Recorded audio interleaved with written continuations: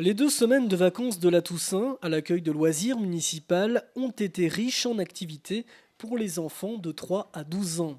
Après une sortie à La Rochelle au musée des automates et des modèles réduits et une visite de la ville la première semaine, les charmantes têtes blondes ont ensuite travaillé autour du thème les activités d'expression, comme par exemple la création d'un spectacle d'ombres chinoises, de marionnettes et la création de mimes. Donc les grands sont partis sur les ombres chinoises, l'expression orale et puis la confection de petites marionnettes. Mais il y a eu également un travail de scénario, comme vous dites, et puis d'improvisation aussi.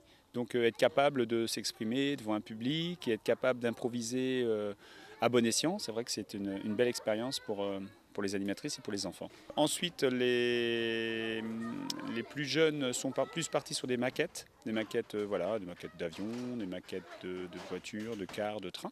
Derrière, les demi-journées étaient accompagnées l'après-midi par des activités de sport-loisirs, accompagnées par nos 2 éducateurs sportifs. Donc c'est vrai qu'on a eu 10 jours bien pris au niveau des activités. Côté sport, la thématique choisie concernait les jeux de raquettes et les jeux collectifs à destination des 7-10 ans et des 11-15 ans, répartis respectivement en 2 groupes. Côté fréquentation, le bilan reste positif avec le même nombre d'enfants accueillis chaque jour durant ces 2 semaines de vacances. Très bon bilan pour cette année sur la période de la Toussaint. On compte en moyenne 65 enfants par journée d'ouverture. Ouverture entre 7h30 et 18h30 par jour.